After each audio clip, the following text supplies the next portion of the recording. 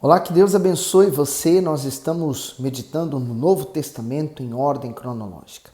E hoje Mateus capítulo 27. Se você tem gostado de todo esse conteúdo, deu seu gosto, ele nos ajuda a aumentar a maior audiência para esse canal e também para esses vídeos da Bíblia. E partilhe com outras pessoas. E como sempre, nós começamos a nossa meditação com uma oração. Meu Deus, eu convido o Teu Espírito para que esteja entre nós e é o Teu Espírito quem vai nos guiar por toda a verdade. O Senhor é esse caminho que queremos permanecer firme nele até o fim. Abençoa essa meditação de hoje. Amém. Mateus capítulo 27, versículo 1. E chegando amanhã, todos os principais sacerdotes e os anciãos do povo formaram juntamente conselho contra Jesus para o matarem. E amarrando, o levaram e entregaram ao presidente Pôncio Pilatos. Então Judas, o que o traíra, vendo que fora condenado, trouxe arrependido as 30 moedas de prata aos principais sacerdotes e aos anciãos. O comentário diz: o remorso de Judas. Os 3 primeiros evangelhos falam da traição de Judas, porém Mateus é o único que narra o terrível remorso que ele sentiu e o seu posterior suicídio. A tradução do grego da palavra remorso não indica arrependimento, mas lamento. Isso mostra que a reação de Judas foi apenas de tristeza ao ver a consequência da traição que levaria o Senhor Jesus à morte. E sabe, eu penso o seguinte também: aquelas pessoas que tomam atitudes impensadas, elas não raciocinam nas consequências, elas querem agir agora, Elas não pensam que as escolhas dela mais tarde vão trazer coisas ruins para a vida dele. Então, eu não sei, talvez Judas não imaginou que o Senhor Jesus pudesse ser preso. Uma vez que ele via aquele homem tão forte, curando, libertando, ressuscitando mortos, ele nunca imaginaria que ele fosse pego e seria levado para a morte, Talvez esse cenário que ele está vendo trouxe um profundo remorso, que é o não arrependimento, mas é apenas uma tristeza por tudo que estava acontecendo. No 4, dizendo: pequei traindo sangue inocente. Eles, porém, disseram: que nos importa isso é contigo. E ele, atirando para o templo as moedas de prata, retirou-se e foi enforcar-se. O comentário diz: pequei, traindo o sangue inocente. Ao tentar se livrar da culpa que o atormentava, Judas pegou as moedas de prata e as devolveu como foi profetizado por Zacarias. Lá em Zacarias 11:13, diz assim: o Senhor, pois, disse-me: arroja isso ao oleiro, esse belo preço em que fui avaliado por eles. E tomei as 30 moedas de prata e arrojei ao oleiro na casa do Senhor. Continuando, aquelas 30 moedas que inicialmente lhe proporcionaram tanto prazer, agora lhe traziam dor, desespero e acusação da própria consciência. Lançá-la para dentro do santuário não lhe trouxe alívio, porque no seu coração não havia lugar para arrependimento. Toda aquela pressão que Judas sentia em seu interior o fez tomar uma atitude drástica, dar cabo da própria vida. O pecado dele não foi uma traição qualquer. Ele traiu o sangue inocente do Filho de Deus, o Senhor Jesus, que injustamente foi condenado à morte. Por isso Judas não conseguiu suportar tamanho peso. E quando ele falou que ele era inocente para aqueles religiosos e que ele se sentia condenado por isso, ele falou: isso é problema seu. Quer dizer, aqueles religiosos não tinham nenhum amor ao próximo, Eles tinham amor a eles mesmos e às suas tradições religiosas e aos seus cargos. No 6, e os principais sacerdotes, tomando as moedas de prata, disseram: não é lícito colocá-las no cofre das ofertas, porque são preço de sangue. E tendo deliberado em conselho, compraram com ela o campo de um oleiro para a sepultura dos estrangeiros. Por isso foi chamado aquele campo, até o dia de hoje, campo de sangue. Então se realizou o que fora anunciado pelo profeta Jeremias, que diz: e tomaram as 30 moedas de prata, o preço daquele que foi avaliado, o qual os filhos de Israel avaliaram, e deram-nos pelo campo do oleiro, segundo o que o Senhor me determinou. O comentário preço de sangue era o valor que se pagava pela vida de um homem. No caso do Senhor Jesus, a avaliação foi de 30 moedas de prata, que era a quantia paga por um escravo naquela época. No sentido espiritual, aquelas moedas oferecidas a Judas representam as iscas que o diabo utiliza para corromper as pessoas e afastá-las de Deus, como o amor ao dinheiro, a obstinação pelo sucesso ou pela fama, os prazeres carnais e os vícios, por exemplo. Satanás oferece tudo isso e muito mais para possuir a alma de uma pessoa. E como eu tenho falado, a esperança deles com respeito ao Messias não era que ele viesse estabelecer um reino espiritual, mas um reino físico mesmo. Então talvez Judas, ele fosse esse revolucionário, achou que Jesus poderia ser esse homem, mas no final ele terminou se decepcionando, né? Jesus se tornou para ele uma pedra de tropeço. Quantas pessoas hoje também? Elas vêm à igreja, mas em busca de uma solução para os seus problemas, para a dor que elas sentem na alma, mas elas não entendem que Jesus é o tudo que elas precisam naquele momento para curar a alma delas e para que os demais problemas também sejam resolvidos. No 11, e Jesus estava em pé diante do presidente, e o presidente o interrogou, dizendo: És tu o rei dos judeus? E disse-lhe Jesus: Tu o dizes. E sendo acusado pelos principais sacerdotes e pelos anciãos, nada respondeu. Disse-lhe então Pilatos: Não ouves quanto testificam contra ti? E nenhuma palavra lhe respondeu, de sorte que o presidente estava muito maravilhado. O comentário diz: És tu o rei dos judeus, o Senhor Jesus?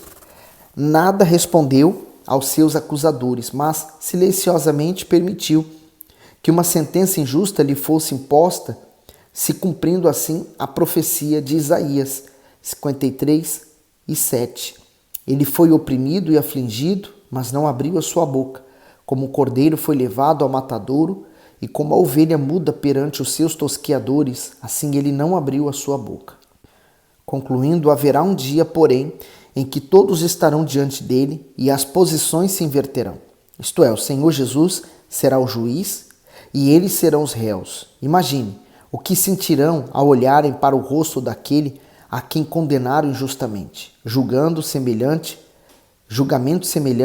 terão todos os que desprezaram em seu coração. Por isso que aqueles que hoje desprezam o Filho de Deus, quer dizer, desprezam o perdão, a salvação, eles não têm chance de vida.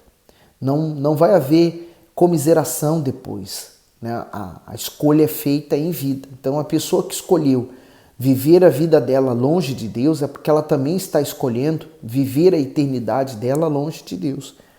No 15, ora, por ocasião da festa, costumava o presidente soltar um preso, escolhendo o povo, aquele que quisesse. E tinha então um preso bem conhecido chamado Barrabás. Portanto, estando eles reunidos, disse-lhes Pilato: Qual quereis que vos solte, Barrabás ou Jesus chamado Cristo? O comentário diz assim: Barrabás ou Jesus? Pilatos sabia que a acusação contra Jesus se tratava de uma injustiça. Ele tinha autoridade para colocar o Messias em liberdade, mas não o fez por causa da pressão dos religiosos. Ao deixar a decisão a cargo do povo, Pilatos certamente não imaginava que a multidão presente naquele julgamento tivesse aquela reação. Afinal, quem escolheria um assassino condenado pela lei no lugar de um homem bom, justo e correto? Mas, pior do que a atitude da multidão manipulada, foi a postura de Pilatos. Era o seu dever como juiz da nação aplicar a justiça diante daqueles fatos tão claros. Contudo, se omitiu. Como ele, muitas autoridades neste mundo deixam de fazer o bem e a justiça a quem de direito porque são corrompidas ou porque visam apenas aos próprios interesses. E aqui está uma grande realidade que acontece diariamente também, vamos falar individualmente. Por exemplo, Pilatos tinha o poder de libertar Jesus, mas ele estava preocupado com a opinião do povo, com a opinião de Roma, com a opinião dos religiosos. Os religiosos estavam céticos, né? Estavam com a cabeça formada para matar Jesus, eles queriam resolver aquele problema para eles E eles não estavam vendo o que eles estavam fazendo, que eles estavam cumprindo uma profecia, né? E eles que eram doutores, né, especialistas na palavra de Deus, mas no final das contas nós vemos que eles eram ignorantes da palavra de Deus. Então Pilatos é um tipo de pessoa hoje que, apesar dela vir à igreja, mas ela fica preocupada com a opinião dos outros, então ela não se batiza, ela não se entrega, ela não dá o dízimo, ela não dá a oferta, ela não dá a vida, que é o principal, né? Então ela fica muito presa ao que os outros vão pensar a respeito dela, e se ela precisar de alguém, e quando ela mais precisar, o que vai ser. E o segundo caso é a multidão. A multidão que foi curada, muitos deles tenho certeza que foi curada, ouviram as palavras do Senhor Jesus, né? Se sentiram bem com aquelas palavras, mas agora, diante da pergunta que Pilato fez a eles, quem vocês querem que solte, né? Barrabás ou Jesus chamado Cristo? E a resposta deles foi soltar Barrabás. Então, quantas pessoas que diante de uma tentação, de uma oportunidade má, né, elas trocam Jesus por Barrabás. Elas preferem viver a vida delas, gozarem aquele momento de alegria, aquele momento de prazer, do que sacrificar aquele momento para agradar a Deus, né? E aí que nós vemos a pessoa que está sendo salva e a que não está. Lá no 18 diz, porque sabia que por inveja o haviam entregado. Veja que até o Senhor Jesus sofria por inveja por causa daqueles malfeitores. Ah, mas Jesus está pagando. Não, aqui tudo está sendo de acordo com a vontade de Deus. Deus está permitindo. A inveja não atingiu Jesus. Assim como a inveja também não atinge aquele que é de Deus. 19. E estando ele assentado no tribunal, sua mulher mandou-lhe dizer, não entres na questão desse justo, porque num sonho muito sofri por causa dele. Quer dizer, a própria mulher, ela estava avisando Pilatos para não cometer uma injustiça, né? Porque por mais que ele jogou a questão para o povo, né, entre soltar Barrabás e Jesus, mas tudo cabia ou tudo recaía também sobre ele. No 20, mas os principais sacerdotes e os anciãos persuadiram a multidão que pedisse Barrabás e matasse Jesus. E aqui muita gente fala assim, a voz do povo é a voz de Deus. Bom, então a voz de Deus era para matar Jesus? A voz do povo era a voz de Deus? Será que realmente é isso? E aqui nós vemos o quanto que é enganoso. A voz de Deus é a palavra dele. Você quer saber qual é a voz de Deus? Vai na palavra. É o que nós estamos lendo. 21. E respondendo o presidente, disse-lhe, qual desses dois quereis vós que eu solte? E eles disseram, Barrabás. O comentário diz, e eles disseram Barrabás. Essa foi a escolha da multidão que acompanhava o julgamento de Jesus. Dessa maneira, o povo trocou a vida pela morte, a paz pela guerra, o amor pelo ódio, a liberdade pela escravidão. Barrabás ainda continua sendo o preferido da maioria das pessoas em todo o mundo. Ele representa as portas largas, em que tudo é permitido em nome do prazer, sem haver preocupação com as consequências. Escolher Jesus é fazer o oposto, é entrar pela porta estreita e andar pelo caminho apertado. É renunciar a si mesmo, deixando para trás a vida de pecado. É ser perseguido, é desprezado até pela própria família. É ser injustiçado, odiado e maltratado por causa da fé no seu nome. Diante disso, cada um deve avaliar a escolha que vai fazer.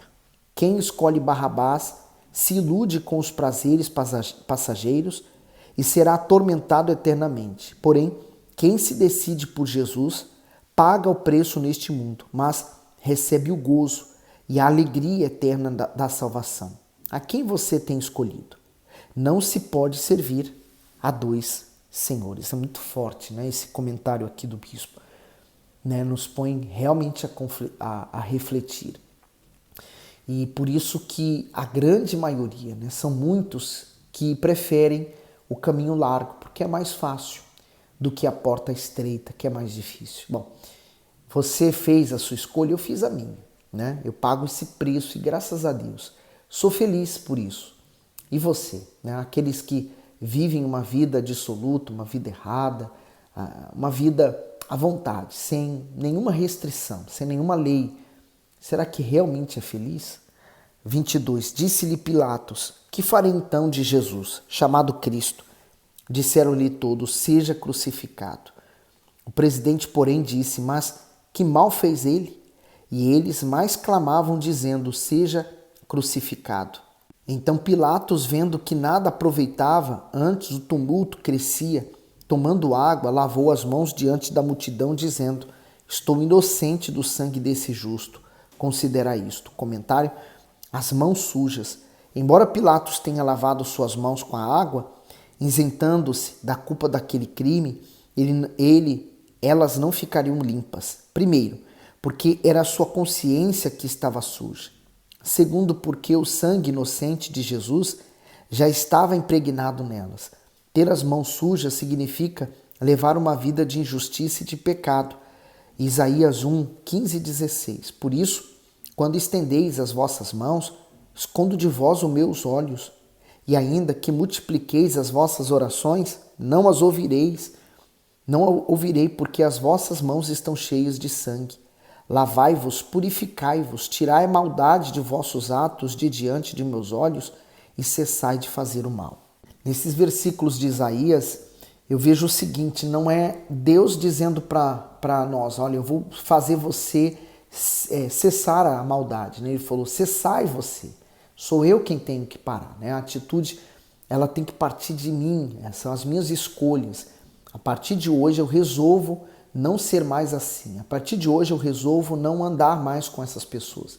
A partir de hoje eu resolvo que eu vou meditar mais na palavra de Deus. A partir de hoje eu resolvo que eu vou todos os dias na igreja, que eu vou buscar o Espírito Santo. Então é uma escolha que eu faço diante daquilo que eu estou passando. E terminando o comentário, portanto, as mãos só se tornarão limpas quando a pessoa abandona a transgressão e assume o compromisso de manter uma vida reta com Deus por meio da obediência aos seus preceitos. Tiago 4 e 8. Chegai-vos a Deus e ele se chegará a vós. Limpai as mãos, pecadores, e vós, de duplo ânimo, purificai os corações. Ele quis jogar a culpa para o povo, mas ele iria carregar a culpa dele. O povo teria a sua sentença, mas ele também teria, porque ele tinha poder, muito mais do que o povo, mas a preocupação dele com a reputação dele naquele momento foi superior à justiça de Deus. 25. E respondendo todo o povo disse: o seu sangue caia sobre nós e sobre os nossos filhos.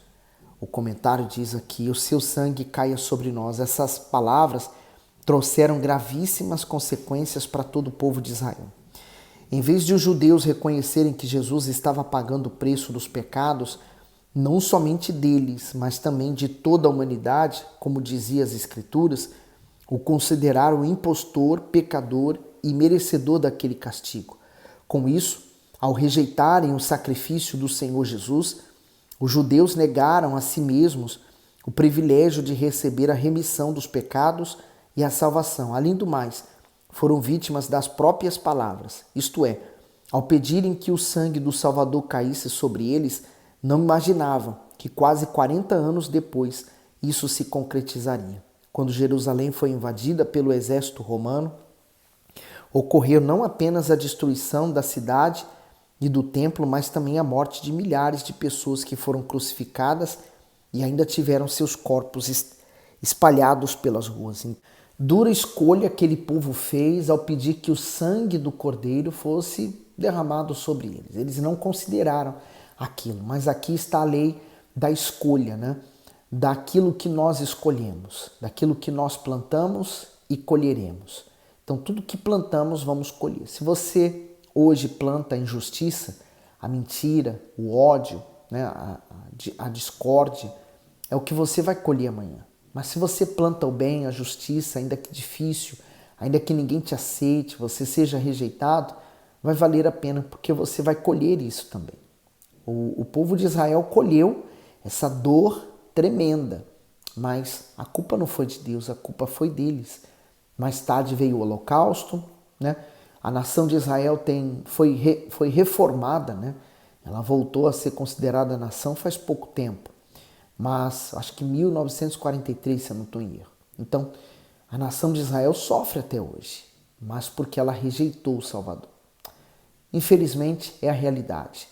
Agora, a minha pergunta, e eu deixo essa pergunta aqui para você. O que você vai fazer diante dessas informações? Você vai continuar seguindo sua vida do mesmo jeito?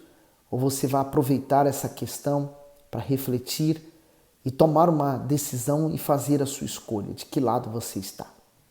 Deus abençoe você.